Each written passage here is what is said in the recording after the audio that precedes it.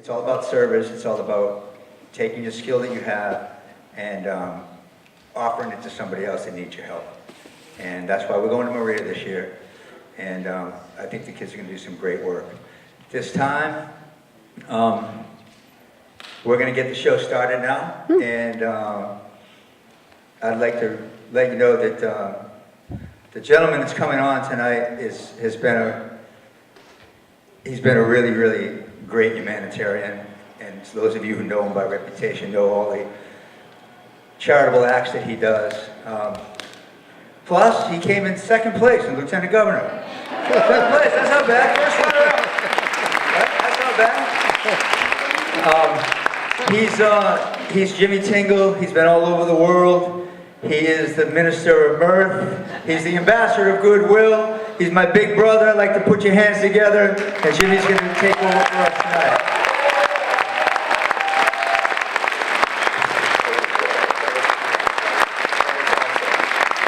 How about it for my little brother, Gary Tingle? Awesome job, Gary. Awesome job. Came in second place, ladies and gentlemen. Not bad. Huh? Two-man race. We took the silver medal. It's great to be here tonight. Thank you so much, Gary, for pulling this together. Thank you all for coming out tonight. So the name of the show, the concept here is Humor for Humanity. And I got this idea about, 2010, I went back to school, got a master's degree, and at the Kennedy School of Government. And I was going back to school to try to figure out a way how I can use entertainment, politics and entertainment, specifically entertainment, for purposes beyond just entertainment, right? So I came up with the idea of humor for humanity. Are these going to conflict? Is this mic going to conflict with this? Whichever one you want. Okay, cool. I'll use this one. The comics will use this one. Great. How's that? So, not that I'm not a comic. I not believe how funny I'm going to be today. But I just want to give you a little background on how we came up with this idea. So, humor for humanity. And I have to say, first of all, the great thing about going back to school in your 50s, you get the student ID and the senior discount. So, I highly recommend that, ladies and gentlemen. But I came up with the idea of humor for humanity. Our mission statement is more than entertainment, raising spirits, funds, and awareness for nonprofits, charities, and social causes. Our mission is your mission. Humor for humanity. Humor in helping, humor in healing, humor and hope. Ha, ha, ha. And it's been fun, and I have to say, it has been a lot of fun, and so I'm thrilled. I think this is the most awesome event that we've done, ladies and gentlemen. I really mean that. Yes, it's only been a couple of years, but this is fantastic. And how about just before we get started with the comedy, how about one more round of applause for my brother Garrett and all the people from last night and tonight who put that beautiful video. Yes. And the purpose is trying to use the work of entertainment for purposes beyond entertainment. Because it's so easy just to get bummed out. You know, it's so easy if you just pay attention to the news, if you just pay attention to the media, you think it's always the end of the world. You know, and it's not. But there's obviously so many good people doing so many good things in this country and around the world. Mask 9 for the 9 is right up among the top of them. So that's why we're doing this tonight. I have to say this, though. The challenge with running an organization called Humor for Humanity is maintaining your humanity when things are not going your way, ladies and gentlemen. You know what I'm saying? Yeah. Huh? The blizzard of 2015. I saw a woman pulling into my parking space. I said, "Excuse me, miss. Excuse me, that's my space. Excuse me, with all due respect, it took me 3 hours to shovel that out. That's my space. Excuse me? I don't care if we're married. That's my space. That is my space. You get your own space. We'll discuss this at dinner." And, you know, and the thing is, like I said, if you just pay attention to the news and the media, you know, and I'm in the media, I'm not slamming the media, but if that's your only source of stimulus or messaging or information, you think it's always going to be crazy because everything you watch is geared to make us just, in a state of constant angst.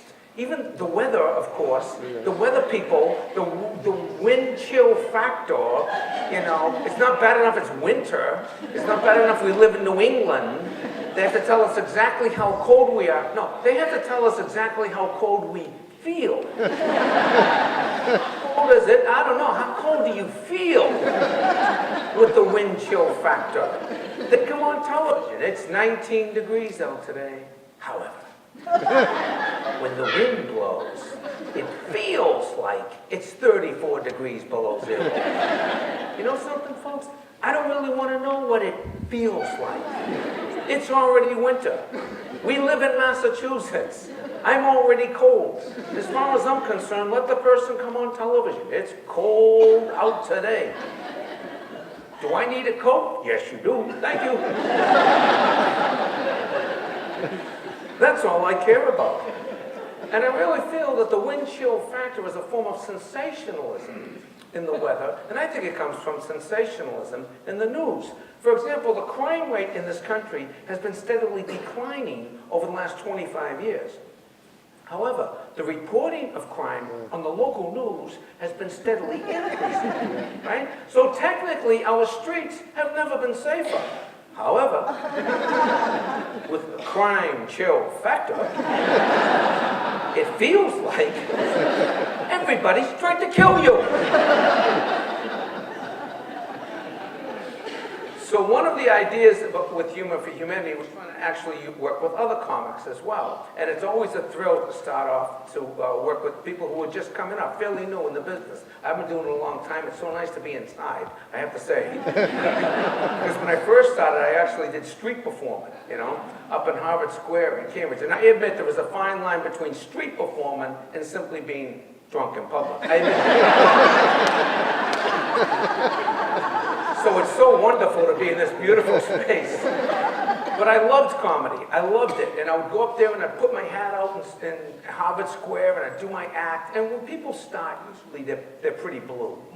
My generation anyway, in the early 80s, we were pretty blue. And it was kind of, it wasn't exactly family entertainment. Anyway, so I'm up there in Harvard Square and I'm doing my act. I had a trench coat, a big beard, sunglasses, a hat. And I was playing harmonica, and I was doing my song parodies. The Test Tube Baby Blues, Thank God I'm a City Boy, Thank God I'm a Burbite, right? They're kind of rough, it was kind of rap before rap was out there, I was rapping.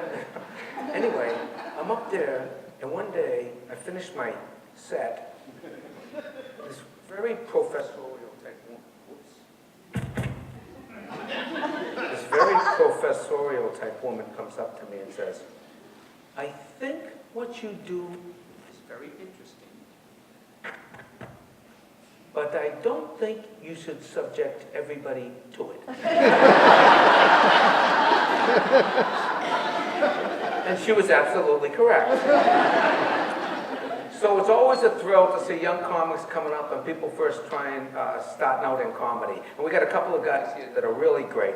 And this first gentleman, ladies and gentlemen, you might know him. He is a special ed teacher right here in Newton North High School. Ladies and gentlemen, put your hands together for the one, the only Mr. Corey Percival.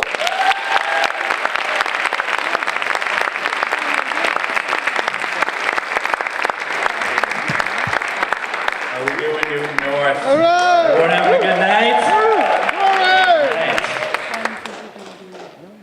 I think Dunkin' Donuts is getting a little carried away with their rebrand.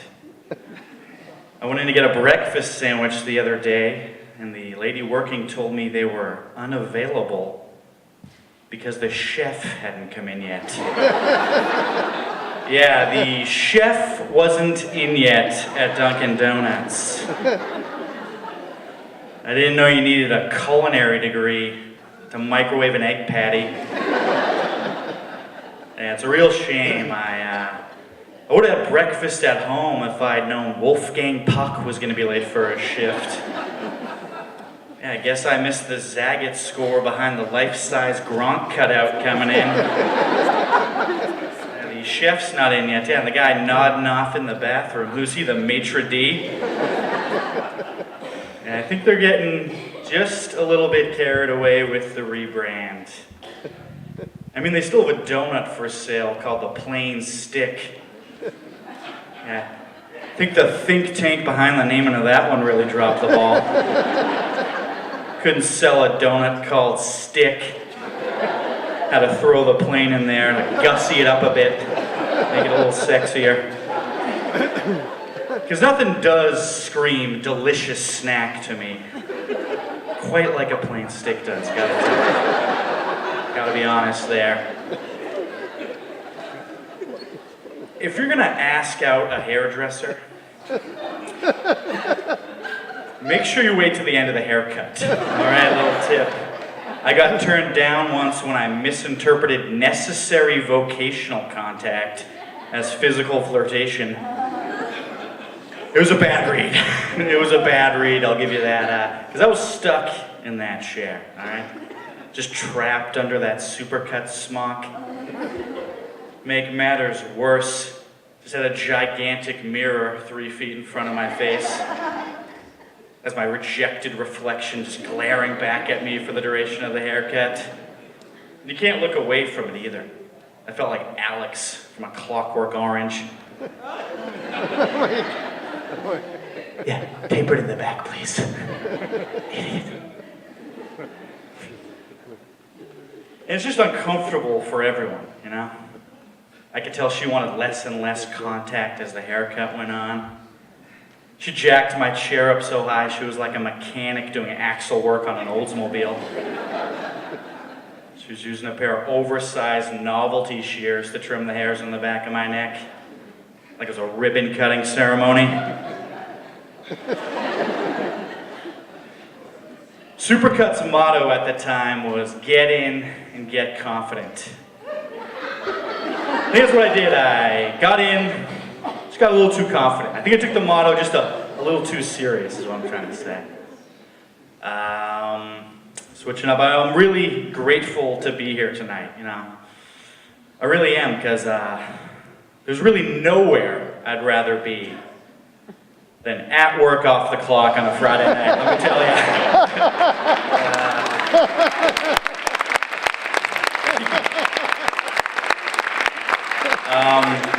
But in all honesty, thank you for Garrett for putting this together, Jimmy for coming out, Murph for performing. It's for a great cause. Thank you, everyone. I'm not in the building that much, even though I work here. I'm not in the building that much. So I'm not that recognized by the other faculty here. I think part of that is because I don't really look like a stereotypical teacher. I look more like I should be working at a deli, I think. You know, some Dietz and Watson shirt on, smelling like Black Forest ham. And I can tell I'm not that well recognized by the other staff when I pass them in the halls. Because I can see the look on their faces as they're calculating whether or not to call for a lockdown. Uh-oh, we got trouble. Get into class, kids. Shut the blinds, Hunter. I love working here at North. It's a great school. It's a big school. Yeah, it's a big school. Got a feel for the custodians. A lot of ground to cover. Except for the ones who get to drive that vacuum Zamboni up and down the halls. That looks pretty sweet, I'm not gonna lie. You know, that seems especially sweet compared to the custodians who get stuck with the job of cleaning the scuff marks off the floor with that stick with a tennis ball on it. Yeah, I don't know if you guys see it. It's like a hockey stick with a tennis ball on the end. Yeah, we've got a marathon's distance of floor to polish. We got people using the same technology my grandmother had on her walker. North was the most expensive high school in the country when it was built. Apparently the budget got a little tight when it came time to shell out money for a Swiffer.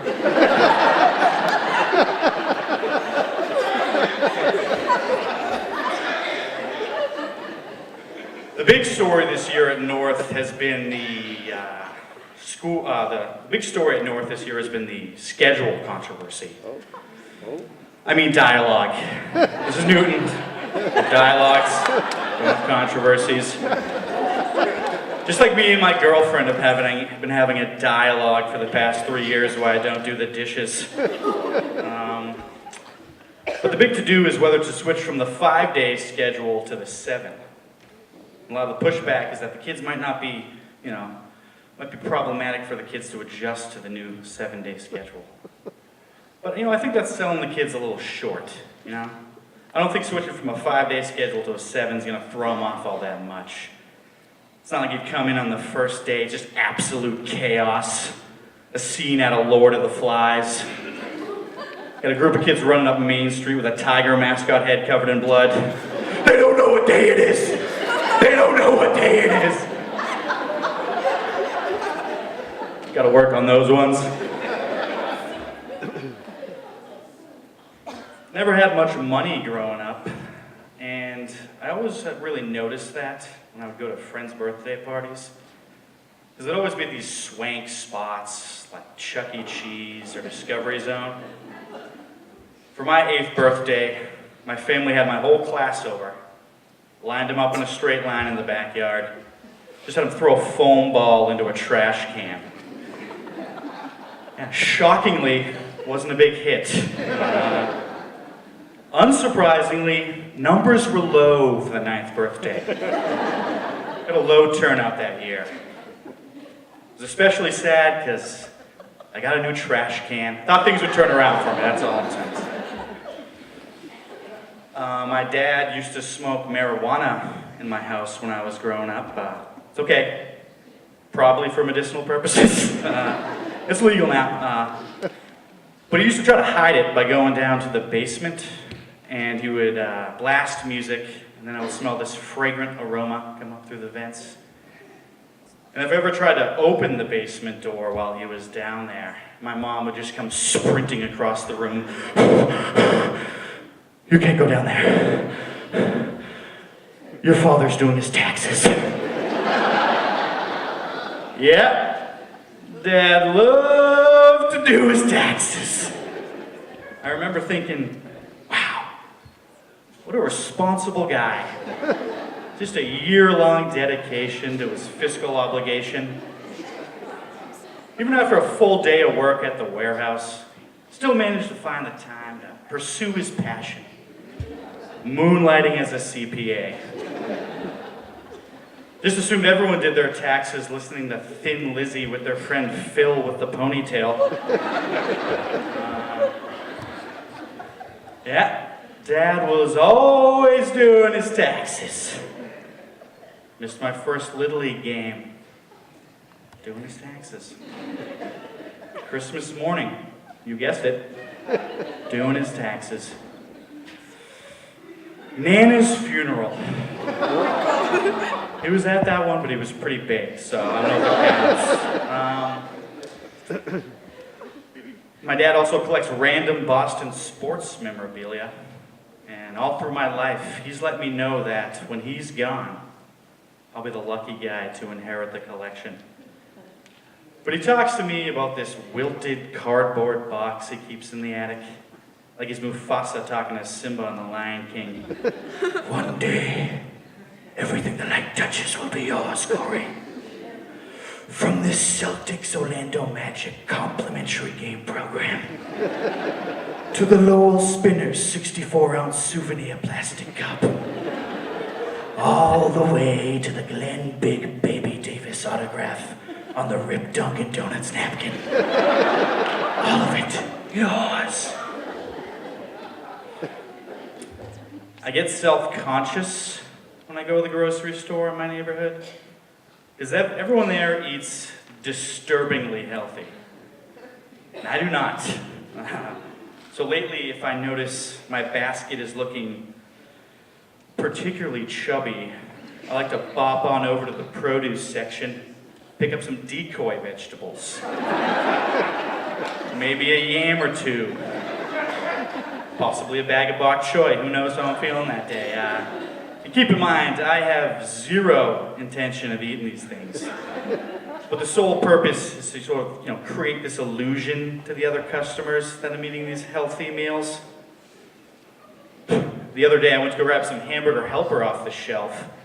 When out of the corner of my eye, I noticed this fit, athletic woman coming down the aisle. So I just panicked, pretending I couldn't find what I was looking for.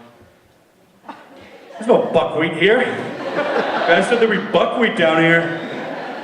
She's at a safe distance away, just shovel it into my basket under some leafy greens. Kale gets you good coverage, by the way. I also like to be strategic when I get up to checkout. I like to use some of my healthier items to hide my more indulgent purchases. Like I made a Lincoln log house out of celery sticks to hide a box of fudgicles I had underneath. The other day, I got behind a woman in line who was buying nothing but a jug of kombucha, a box of brown rice, and a single carrot. And after I unloaded my junk onto the belt, I went to go reach for the divider stick. And I had the thought, wow, there's no need for this. There's no confusion here. Her items end, mine begin. It doesn't take a detective to figure that out. She knows it, I know it. Hell, the International Space Station could see. She wasn't the one buying the frozen plastic tub of Lloyd's pulled pork. All right, thanks a lot. I'm Corey Percival.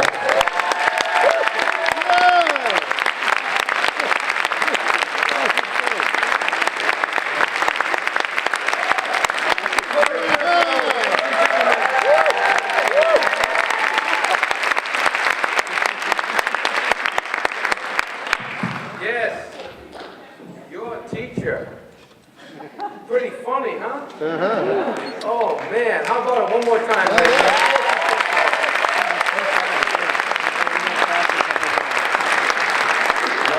It's so funny talking about that the pot is actually legal in Massachusetts. Can you believe it? I guess Colorado was the first state, right? Legalized it like 5-6 years ago. And I guess the way other states started to legalize it is the data started coming in and from Colorado, and there was good news and bad news from Colorado. The good news, a lot less people in jail for using marijuana. Excellent. Yeah. The bad news, a lot more people lost in the woods.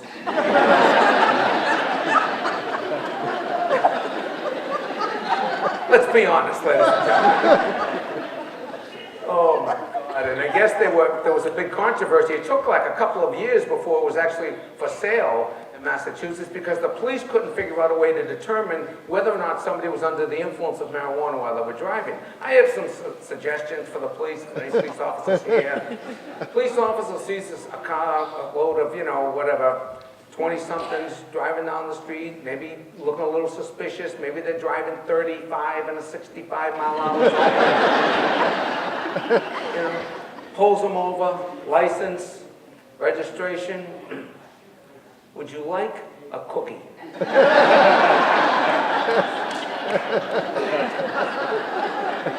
If a 30-something accepts a cookie from a strange police officer, probably under the influence of marijuana. On the other hand, if they say, no thank you, sir, just had a brownie, definitely under the influence of marijuana. All right, let's keep things rolling right now, ladies and gentlemen. We're going to bring up a gentleman right now. You know him as a business teacher, business and computer science here at Newton North. Ladies and gentlemen, he is a really funny guy. He's helped very supportive of Mass 9 for the 9th, and he's been doing comedy in the Boston area for about 3 years. He goes by the name of Colorblind Guy. Please welcome the one and only Mr. Chris Murphy.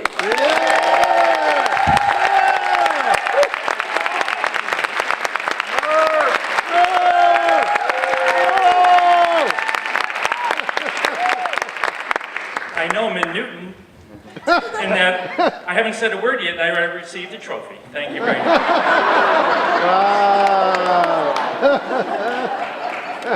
I go on as colorblind guy because I am colorblind, and I learned that was the case in kindergarten. And kids being as cruel as they are, they took all the labels off of my crayons. I know, but the joke was on them. I couldn't read either. And in that kindergarten class was Bruce Banner, otherwise known as the Incredible Hulk. The one thing we learned about him was, do not take his juice box. I was his only friend. I didn't know he was green. But I did know that he wore clothes, his clothes were three sizes rather, too small. It was always bursting out of him, but he's responsible for the ripped jean fashion, so you probably are not aware of that. It took decades to catch on. So being colorblind, we miss out on the sunsets. We really don't see the colors. We don't see the changing leaves. But on the positive side, we are not tricked by camouflage. That is true. That is actually true. So in World War II, it did not get unnoticed by the military. In fact, we were recruited to go on the front lines in battle. And our job was to spot the enemy in the hillside. We were successful. We weren't successful due to the fact of our vision. We were successful because we drew their gunfire, and the troops behind could see where they were. There are fewer colorblind people than there used to be.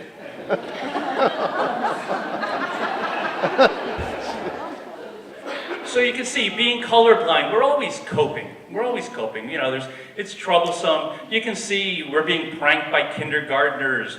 We're making friends with people that are angry, green toddlers. We're being shot at. And we banded together recently.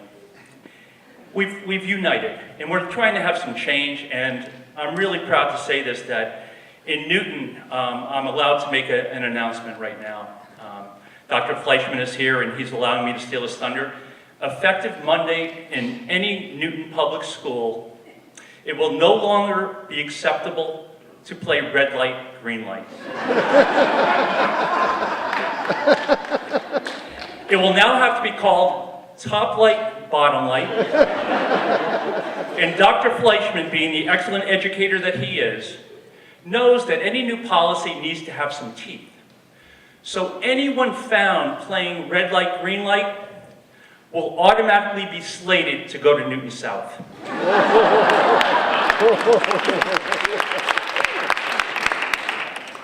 Just this week, at school here, I was able to use one of those new 3D printers.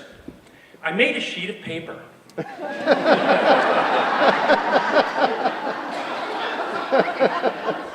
My wife and I, we just, over February break, we went down to Florida. And I was at the beach, and she wanted to go shopping. She came back from one of those fancy boutiques, and she had some soap for me. It was some kelp, fish oil, and sand. Well, that was exactly what I was trying to get off of my body. Every year, People magazine has Sexiest Man Alive. Is the word alive really necessary? I mean, if there was Sexiest Man Deceased, I know I wouldn't want to be a judge. And more importantly, I know I wouldn't want to be the winner. There's an expression that says, any day above ground is a good day. I'm not sure my Uncle Harry would agree with that. Last week, Uncle Harry was cremated. He's sitting on an urn on a shelf. Uncle Harry, are you having a good day? I don't think he is. I grew up in the 60s, and that's when the space race was in full force. The Soviets and the Americans were trying to outdo each other when it came to space. And I remember being in front of the television set, and there was nothing more exciting than being in front of the television set for the countdown. 5, 4, 3, 2, 1, blast off. It was super exciting. You didn't hear much about the Roman space program, and I think it was due to their countdown. X, IX, VIII, VII,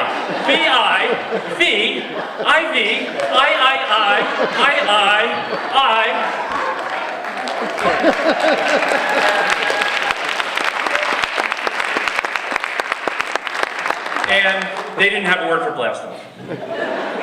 But they did invent the Roman candle, and that went up 20 feet. Like I say, I grew up in the 60s, and times were simpler then. We only needed one pair of sneakers. And when you had a product, all you had to do was add an O. So if you had a product that bound things together, you'd have Bondo. If you had a product that would clean a drain, it would be Drano. If you had canned spaghetti, it would be SpaghettiOs. Wow, wow. See what's happening here? Then there was a frozen waffle, and they called it an Eggo? What happened? Everything made perfect sense up to that point. No wonder we're confused. Then there's the Camaro. The Camaro is a meaningless word. It means nothing, but their competitor, the Mustang, that's a good name for a car. It's strong, it's independent, it's great. Another good name is Explorer. It sounds adventurous and fun. Then there's the Avalanche. The only thing I know about an avalanche is people die in them. You read a headline, 17 people die in an avalanche. How did they get into that vehicle?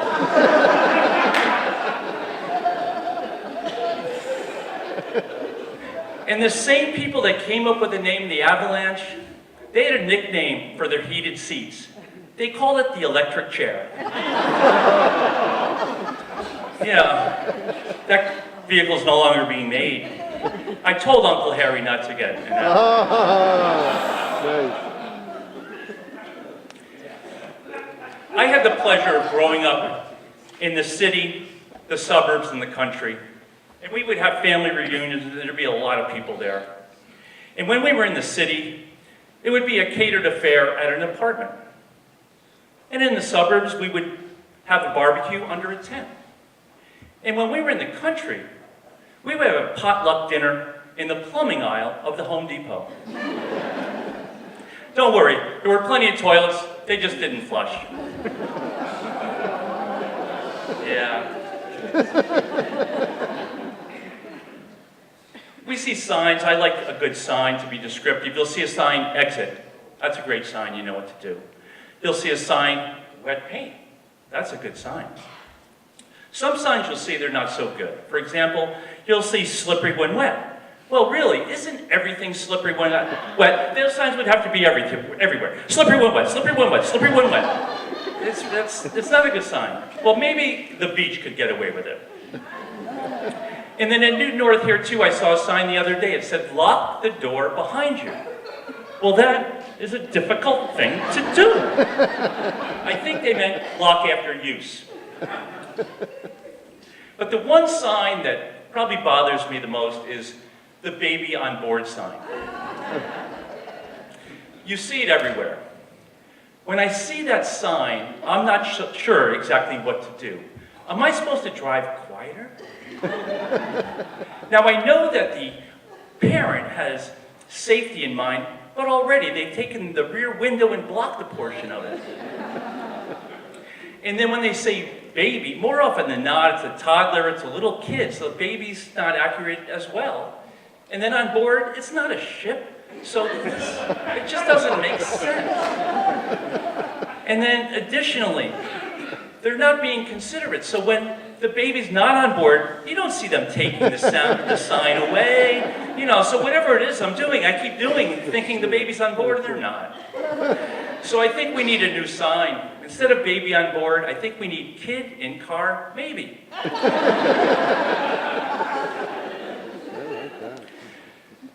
I'll never forget the day I was at my home and my friend came up in his truck with his name emblazoned on the side. I looked at that, I said, how impressive that is. What a feeling of self-esteem that must give you. I wanted my kids to have that same feeling, but I didn't have a trade that I could pass down to them. So I named my son Verizon. and I named my daughter Comcast. Everyone in the world hates my kids.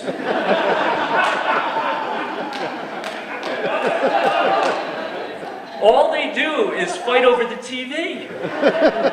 So I had a resolution. I said, Comcast, you can have it for the first 3 years. Verizon, you can have it for the next 3 years. So anyway, that's it. My final line is this. I'm happy to be done. I'm happy to be here to support this great program. It's a beautiful cause. And I just got to go home and do my taxes.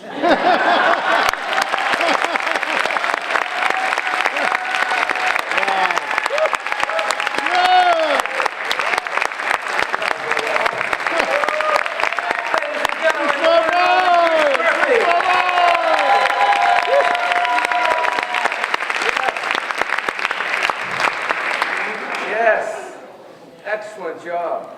Wow, you guys got some great teachers here, I have to say. I have to say. Is this mic as good as this mic? Is this mic okay? Yeah. Okay, good. I like to walk around a little bit. Is that all right? Yeah. Can you hear okay? Good. Good, good, good. So, ladies and gentlemen, we were talking about, and Gary, I don't know how much you know about our family, Gary and I growing up. We grew up in Cambridge. My dad had cabs here in Newton. He actually owned Newton Yellow Taxi back in the 70s. Remember Yellow Cab of Newton?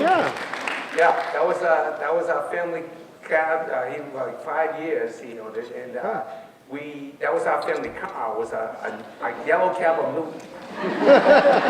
I'm not kidding you. We went everywhere in a big yellow taxi cab. Newton, Massachusetts. I mean, everywhere. One time, my father, he took us hunting in the cab. I thought we were going to the White Mountains. He brought us to Woburn. In my uncle's backyard, 5:30 in the morning, shotguns.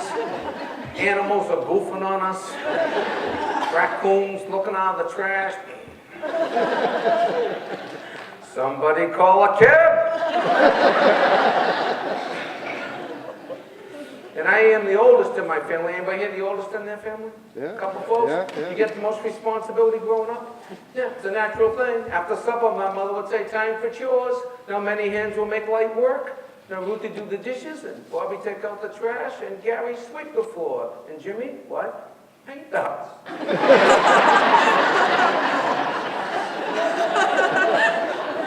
Before you go to bed.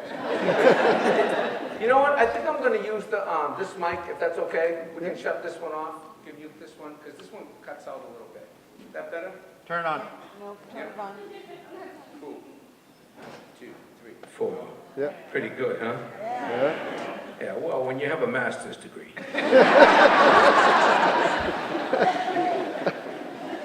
I can get this on, but I don't know about you guys. How many, first of all, we've got to get a lot of young people here. How many people, by a round of applause, grew up with a computer, had a computer in high school or college? Round of applause. Woo! Excellent, excellent. You guys are known as digital natives because the computer is native to your upbringing. Me, digital immigrant. I'm from the land of 5 channels. 2, 4, 5, 7, 38, 56.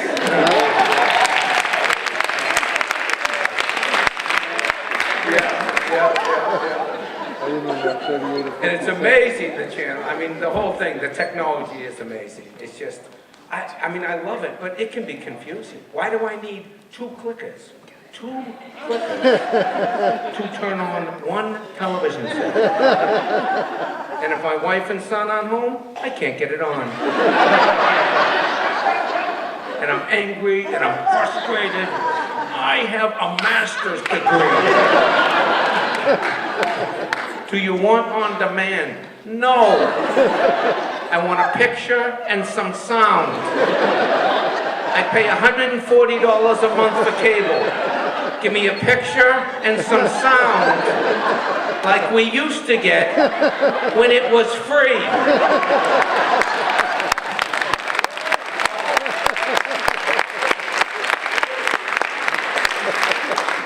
I'm getting better at it, but do you remember the first time you brought a computer home?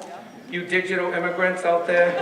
Do you remember the first time you brought the computer home? For me, it was the 90s. I'm on tech support with the guy saying, all right, Jim, I want you to right-click No, Jim, I want you to go to my computer. Where is your computer?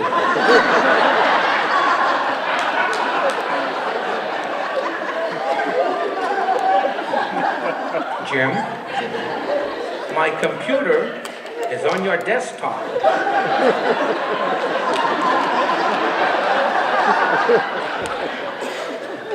I don't think it is. Jim, you need to right-click on my computer. I have no idea where your computer is. Jim, my computer is on your desktop. Honestly. No, it isn't. There's one computer on my desktop. That's my computer. Jim, drag your mouse onto my computer. There is no mouse in our house. And am I insulted that you think there is a mouse in our house? Now, when we first moved in, there was a rat in our house. But we have a cat, so there's no more rat in our house, much less a mouse. Why would your computer be on my desktop? There's one computer in the entire house, it's my computer. If your computer was on my desktop, I never would have spent $2,200 on my computer. Oh, the technology, though, it's pretty wild. It's pretty wild. It's, you know, on Martin Luther King Day. I'm not good at it, but if anybody wants to follow me, at Jimmy Tingle on Twitter, the website, jimmytingle.com, we got a fan page, everything on Facebook. But Martin Luther King Day, I was trying to put some love out into Twitter, you know? Some out there, and I'm tweeting, you know, end at racism, end at sexism, end at anti-Semitism. And my son, who was a millennial, explained to me, Dad, what you should put is hashtag end racism, hashtag end sexism, hashtag end anti-Semitism. Because when you use the @ sign, the racists, sexists, and anti-Semites actually get that tweet. Which explains why I got all these new followers. From New Zealand, I'm sorry, certain parts of America.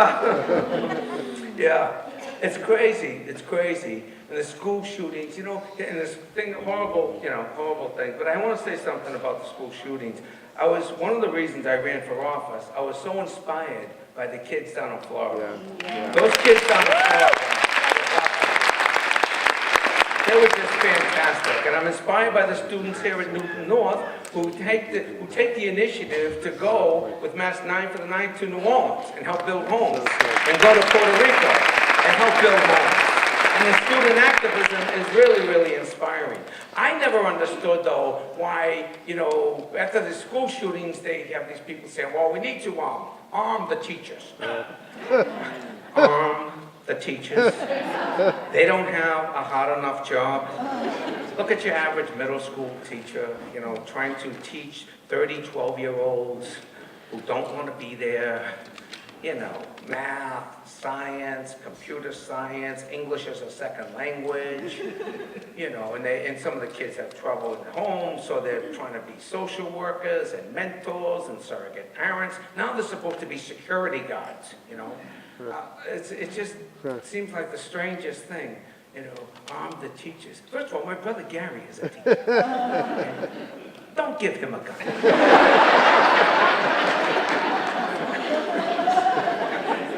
That'll cause more problems. And my wife went to Catholic school. She said, Jimmy, if the nuns ever had guns...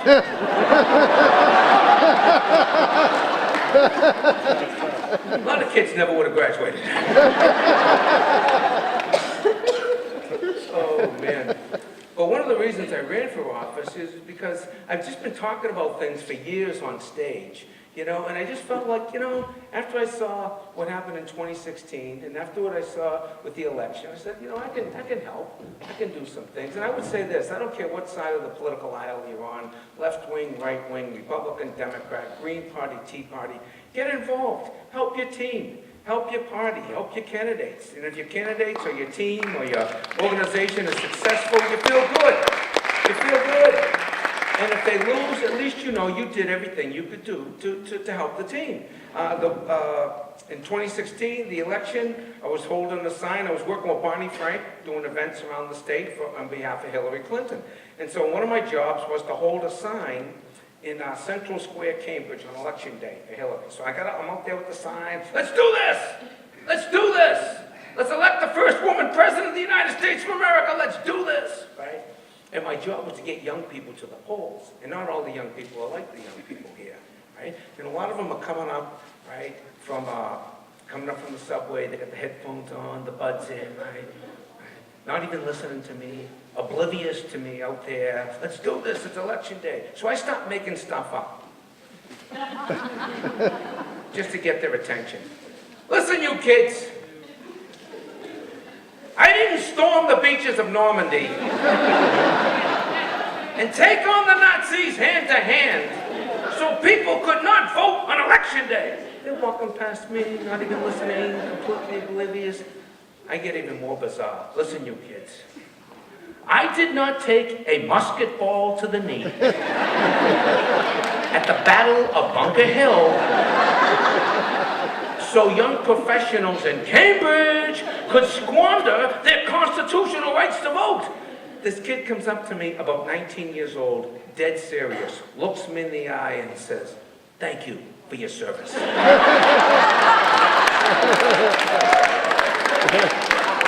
Now, I know we're all getting older, but 241?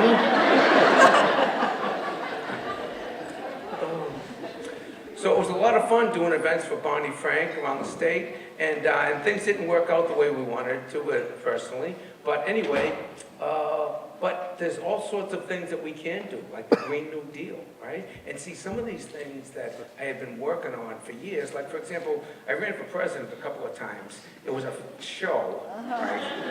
Trust me, it was a show. But during this show, I had the alternative energy plan, right? And it was all these alternative ways, just comical ways to look at energy. And by the way, there's a table out there in the lobby today. Where's the folks with the table? Which table? Where are they? Yes, what's the name of the organization again? Newton Power Choice. If anybody's interested in reducing your carbon footprint here in Newton, please visit the table after the show. But there's all these innovative ways that we can reduce energy in the society. And I came up with some things. For example, they were arguing about this wind farm off the coast of Cape Cod for what, 15 years? Yeah. And I was telling people, listen, this is America. There's lots of windy places. Do we have to put all the windmills off the coast of Cape Cod? Why can't we put some of the windmills in the breakdown lane on the Mass Pike? Look at all that untapped wind on the Mass Pike. Think about this. Think about this. Using wind generated by cars running on oil to turn little windmills to create electricity to reduce our dependency on oil.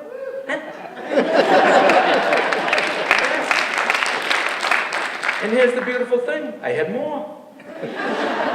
I was suggesting a little windmill on every traffic light in America to generate the power to run the traffic lights. Red, yellow, green, red, yellow, green, red, yellow, green. The critics would attack my ideas. But candidate Tinkle, what happens if one day the wind doesn't blow?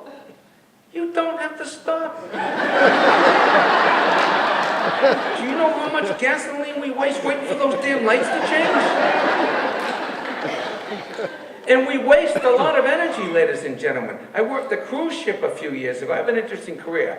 Run for lieutenant governor, work cruise ships. So I'm on this cruise ship, and the captain comes over the intercom, and he starts giving us the details of the cruise ship. Cruise ship weighs 55 tons, 3,000 people on the cruise ship, And the cruise ship is burning 16,000 gallons of diesel fuel a day. 16,000 gallons of diesel fuel a day. This is how fast the boat was going. 16,000 gallons of fuel a day? This is how fast you're going? There's 3,000 people on this boat. Shut off the engine for 2 hours, pull these people from the buffet for 15 minutes, and have some of these 3,000 people row. If 9 Vikings can row across the North Atlantic 1,000 years ago, 3,000 Americans ought to be able to paddle us to Jamaica.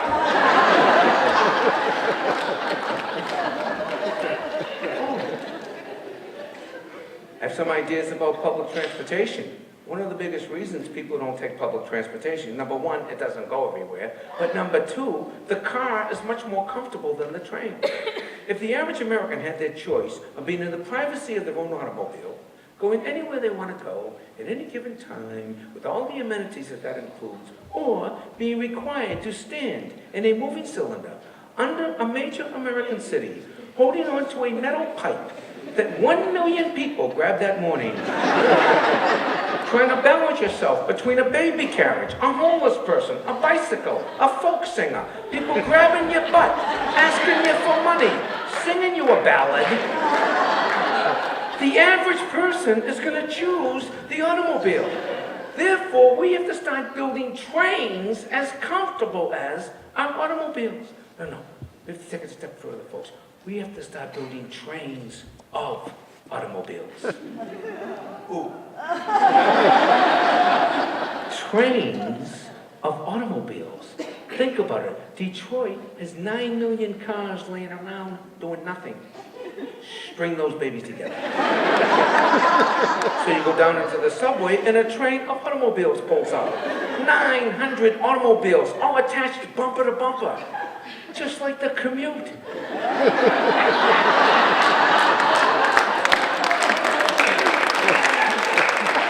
And you have your choice of automobile in the realm of public transportation.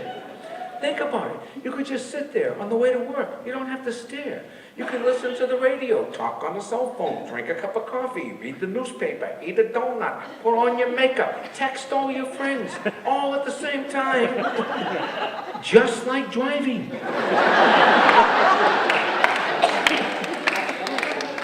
Oh, and I think there's little tweaks in our society that could save a ton of energy. I go into my health club. I see the people on the exercise bikes. They're pedaling, they're pedaling, they're pedaling. They're not going anywhere. All the energy is contained in this one sweaty, earnest individual. I am suggesting hook a generator up to that exercise bike. Generate electricity, help run the television set everybody in the health club is watching. And I also think we can learn from other countries. In China, they have the rickshaw. You familiar with the rickshaw? Yeah. They have people in China who pull these little carts, these little chariots, and they pull them through the streets of China. Why can't we try that here? Why can't we try it here? And I bring it up, and people look at me like I've lost my mind. Jim, calm down. Where are we going to get Americans to run through the streets pulling other Americans? I try to tell them. Joggers. Joggers. How many times has a person come up to you? I jogged 9 miles today. Good. Pull somebody with you.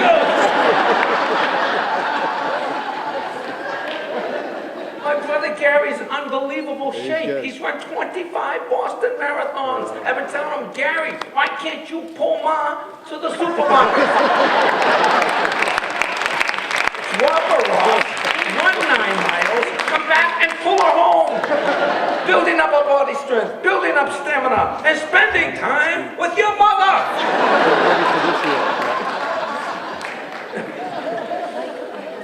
Oh, man. So, when I was thinking about running for lieutenant governor, I said, I don't know. I don't know if I should do it. I was on the fence, and Bonnie Frank wanted to help me, and I was on the fence, and I couldn't decide whether or not to do it. And I got an email I got an email from a woman in India. She said, Mr. Tingle, I saw your comedy routine a few years ago at the Montreal Comedy Festival in Canada. And I just want to let you know that your vision for putting windmills on the highway to generate electricity is now being implemented in India. Clearly, I had to run. I'm a visionary.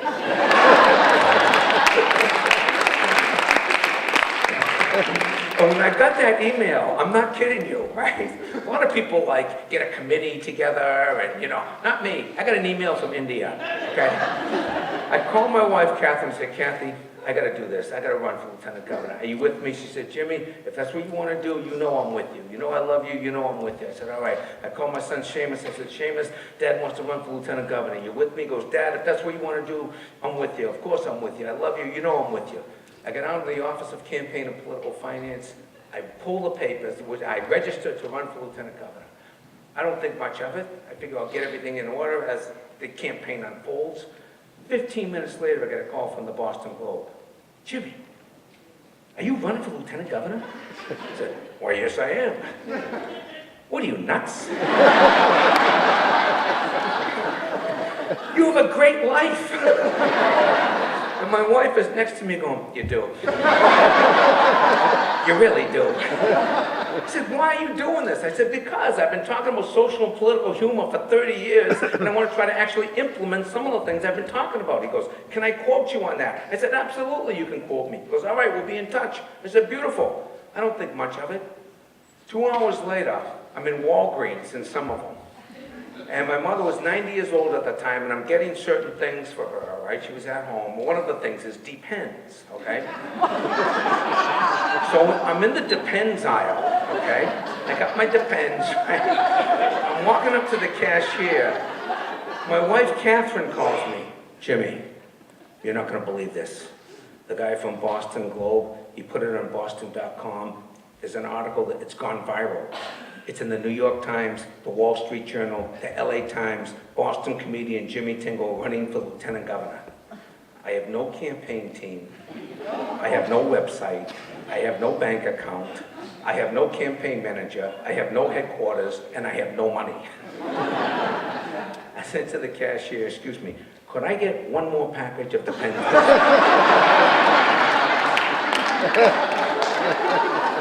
Because this is serious. But I figured, people say, I figured if Trump could use his communication skills for his message, I could use my communication skills for our message, And people say, well, how did Donald Trump win? I'm going to tell you how he won. Short, simple messages. He had 3 words. Build the wall. Yeah. Drain the swamp. Yeah. Lock her up. Yes. Make America great. Yeah. I have my own 3 words. Feed the hungry. House the homeless. Nice. Heal the sick. Yes.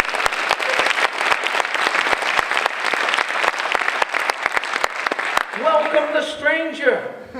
And I would add, fix the tea. Fix the tea, ladies and gentlemen. If John F. Kennedy could inspire a generation to go to the moon, we ought to be able to get a high-speed train to go to Springfield. Nice. Commuter rails to Hyannis and New Bedford, and I believe, ladies and gentlemen, if we put our heads together, we could get a train to connect North Station to some station. We can do these things! We're Americans! Oh, man. And I want to say, I don't want to go all political, right? But let me just say, whether you like Donald Trump or you don't like Donald Trump, it doesn't bother me one way or the other. But I think we all got to admit one thing. On a certain level, whether you like him or you don't like him, on a certain level, this guy is hilarious. On a certain level, he's hilarious. I mean, he doesn't have any idea how funny he is. 3 weeks after he won the election, he launched an investigation into voter fraud. He's the only politician in history that won an election and says, I suspect fraud. How the hell did I win? And you can't make it up. still won't release his taxes. We gotta get Mr. Murphy out here and help him with his taxes. Still won't release his taxes. They asked him during the campaign, why won't you release your taxes? He says, I'm being audited. They said, why have your companies been audited every year for the last 12 years? He said, I'm not positive. I think it has something to do with my very strong Christian faith. Yes. We can all see the influence of Christianity in Donald Trump. I think it was Jesus himself who once said, build a wall across the southern border. Keep out other people named Jesus. And get the Mexican government to pay for it. Now it's not even going to be a wall, folks. Now it's going to be a fence. It's going to be a great fence. Like other great fences throughout history. The Great Fence of China. The Berlin fence. The left field fence at Fenway. The fence between church and state. Oh my goodness. And here's the irony. Even the people who sneak into the country would probably make pretty good citizens based on the risk they take to sneak into the country. Think about this. Sneaking into a country to work. That's incredible. That's like somebody breaking into your house to clean it.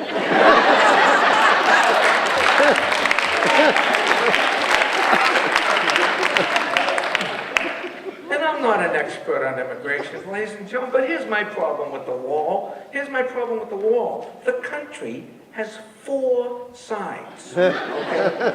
4 sides. It seems to me if you build a wall on one side of the country, people could go around the wall. Therefore, you need to build a wall up the East Coast. That's 1,500 miles. Then you need to build a wall across the northern border. That's 4,000 miles. Then you need to build a wall up the West Coast. That's 1,500 miles. Then you need to build a wall around Alaska and Hawaii and all the little islands off the coast of America.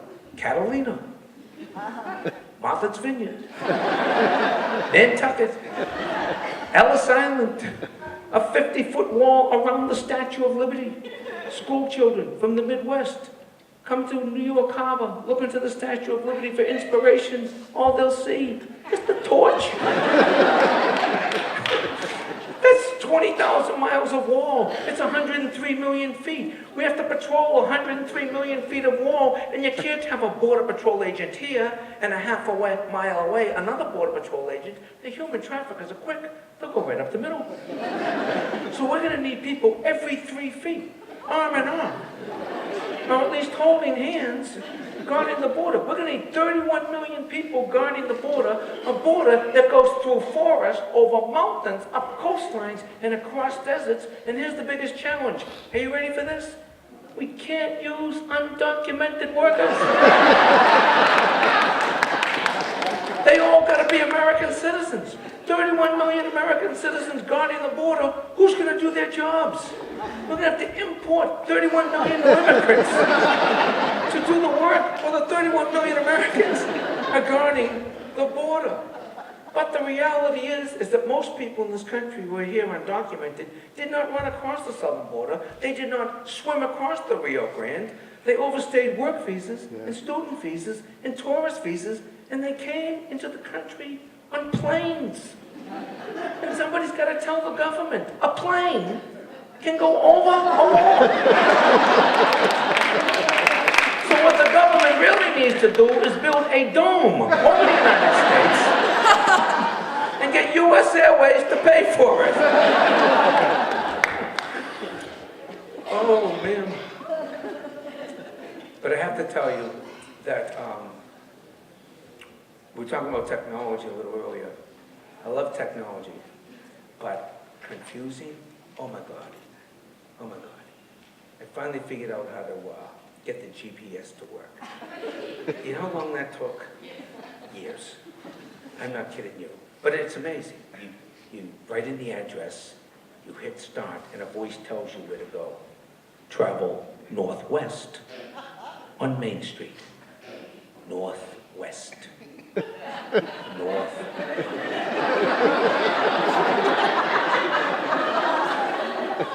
Where's the sun?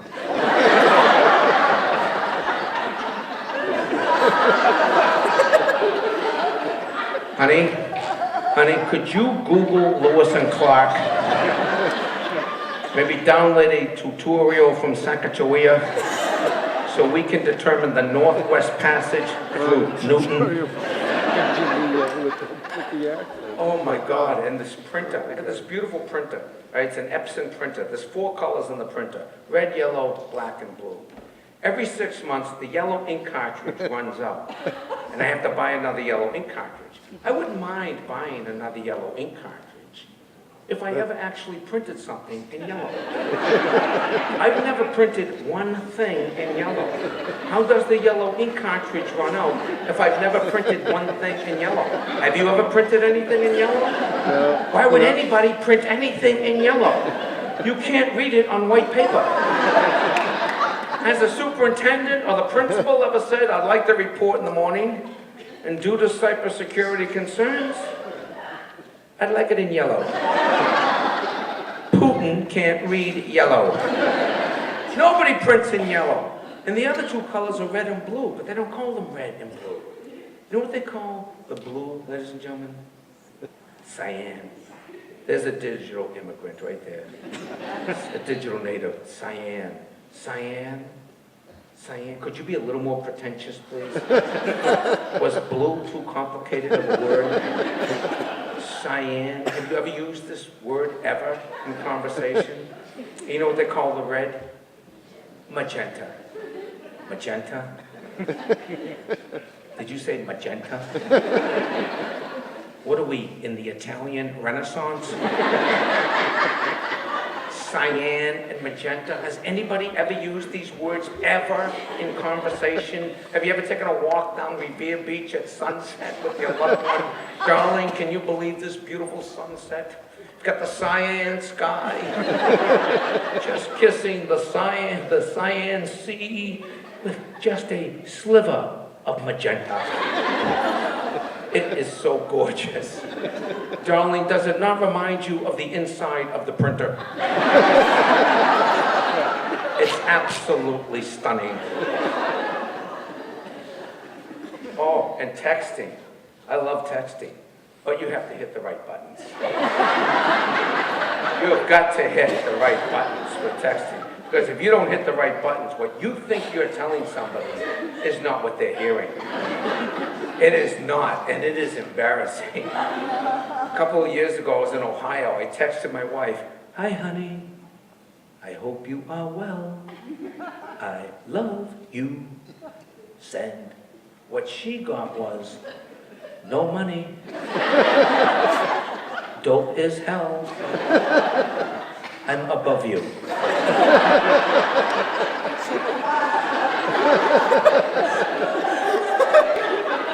Which explained her response, "Go back to rehab."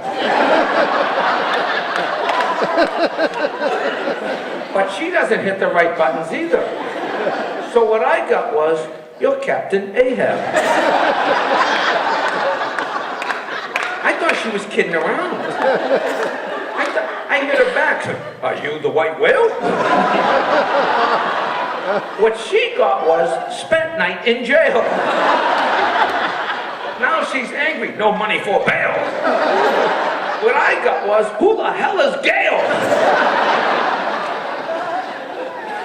So what started off as a love text, through the wonders of technology, was misconstrued into a story about incarceration, infidelity, and addiction. But my son's good at it. All the digital natives are great at it, and it's wonderful. It's inspiring to see. It really is, you know. And my son now is he's a senior in college. You know, he's at the University of Alabama. And thank you.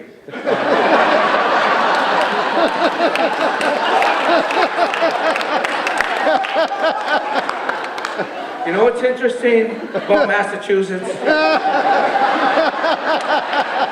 We don't think we're prejudiced. But when I tell people in Massachusetts, my son's at the University of Alabama, they look at me like, I'm sorry. Moment of silence, please. For Jim's. And you know something?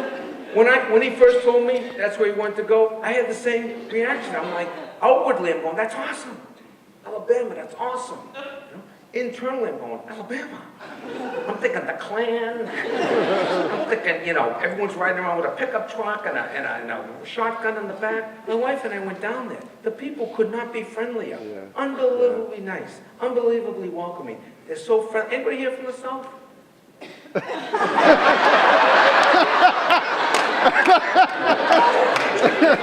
Newton South. That doesn't count.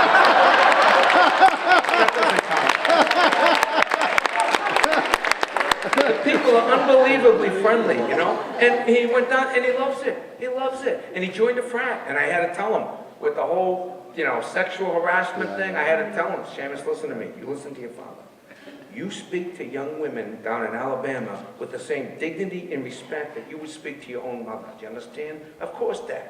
You know, my fear is he's down there in keg parties walking up to young co-ed saying, could you make me a sandwich? Can I borrow your car? You got 20 till Monday. That's what my mother would do.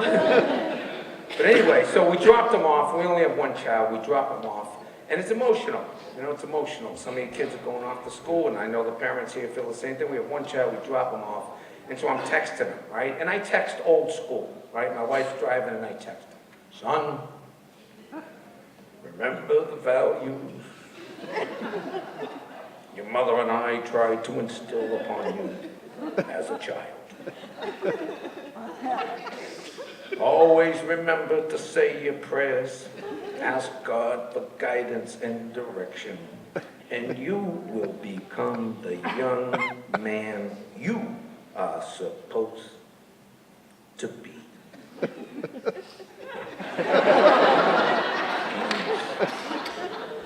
Send.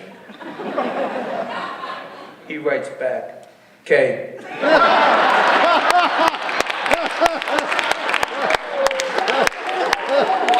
Okay, let me try this again, please. This is your father speaking. Well, you guys have been awesome, and I just want to say, I think we're going to pull the raffle now. Should we do that? Yeah? Should we pull the raffle? Hey, all you right. guys, yeah? And we're also going to do a little fund and need, too. If anybody wants to make a little extra donation, we can do that. And we might finish up with a couple of more minutes of comedy. But so let's bring out the raffle, folks. Come on out here with the raffles. And we have all the winners here. Yes. Alrighty, the moment you've all been waiting for. It's not you. All right.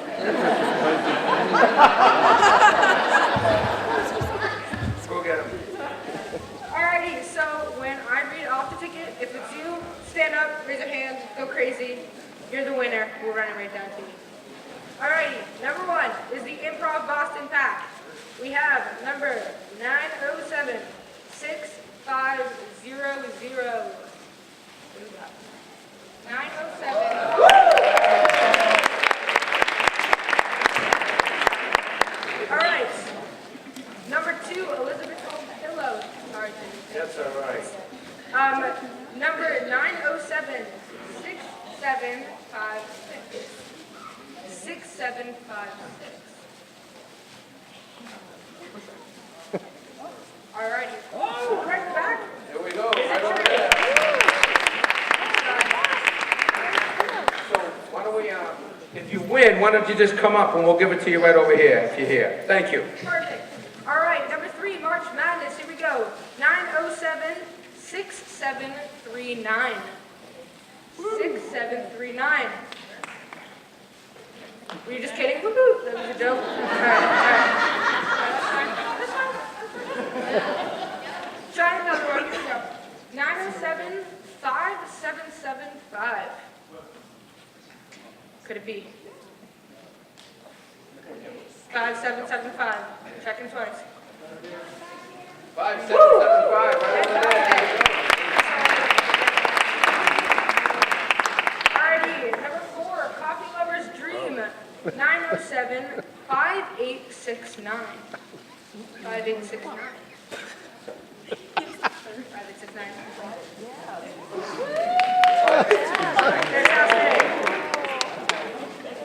Alrighty, number 5. This is the Yummy Brunch. 907-5371. 5371. We have. Woo! Awesome. Number 6, Coffee Buzz Buzz. Sure. 907-5568. 5568.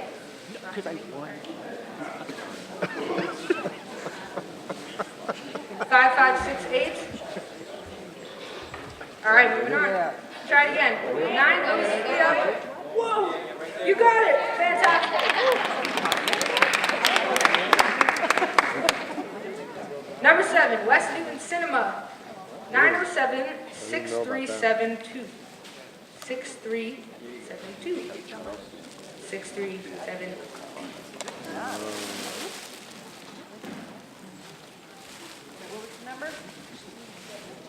6372. All right, moving on.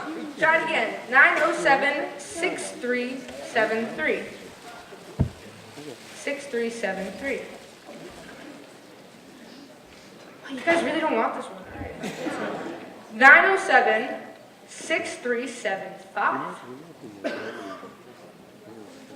Whoa. All right, we'll come back to that. You what? Oh, thank you very much. That's very inquisitive. Yes, thanks. Number 7. Alrighty. Number 8, get your barbecue on. Fantastic. 907-6082. There's only 61 more items, please. Thank you. Everybody's gonna get something. 6082? Yeah. All Sweet. Thank you. That was great. All right, moving on. Number 9, family game night and craft night. 907-6219. 6219? 6219. 6219. 6219. Right over there. There you go. When you said, fantastic. Going back to number 7. All right, number 7, here we go. 907-5498. That's different. 5498. 5498, right back there. There you go. Love it. All right. Have it anyway. Take it in. Number 9. Number 10, lottery flower pot. Thanks. 907-6686. 6686. Only works when he says it. Number 11, let's go camping. Let's go camping. Let's go camping. 907-6783. 6783. 6783. 6783. 6783. There you go, right over there. Excellent. Number 12, woof, woof. Woof, woof. Better. 907-4999. 907-4999. Good memory. 4999. 4999, right there. There you go. All right, look how fast these kids are, too. You guys are good. You should see how fast they build a house in Puerto Rico. Right now. Number 13, Chocoholics Delight. 907-6697. 6697. 6697. The back to everybody around you, Albert.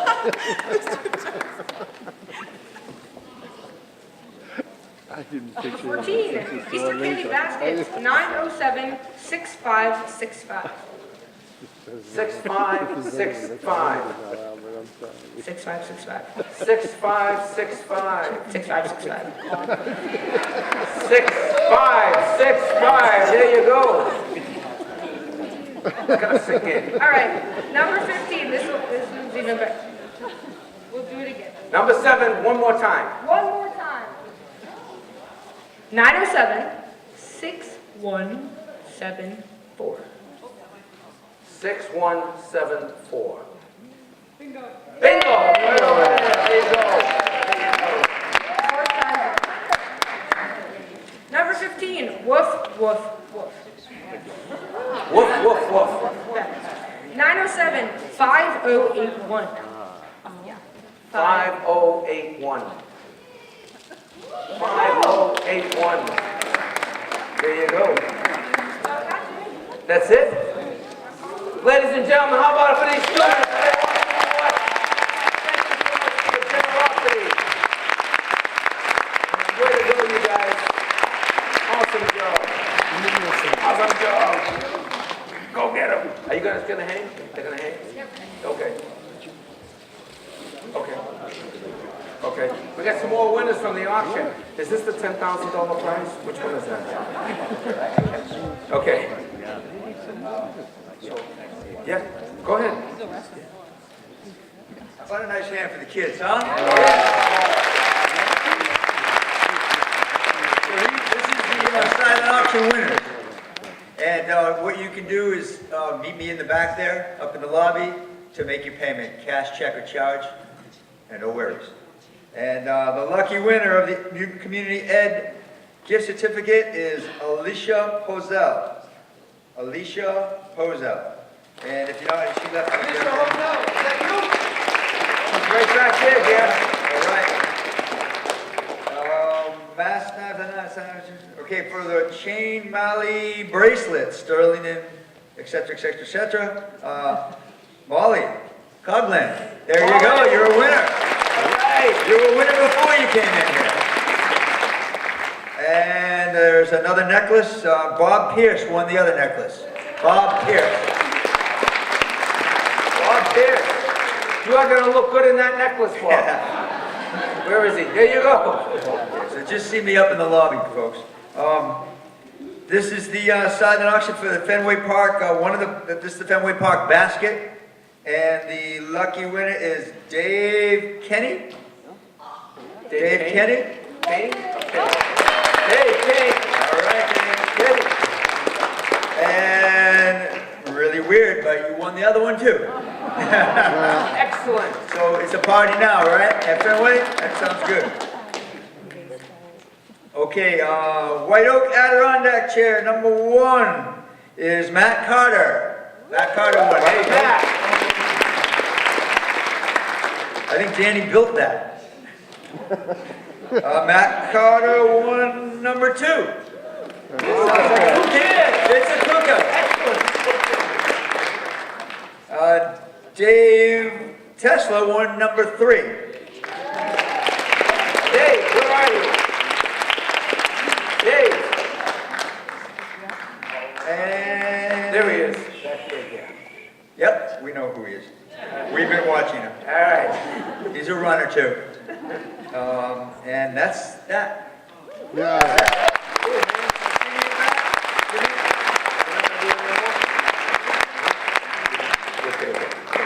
We'd like to thank everybody for coming out tonight once again. How about it for Jimmy Tingle?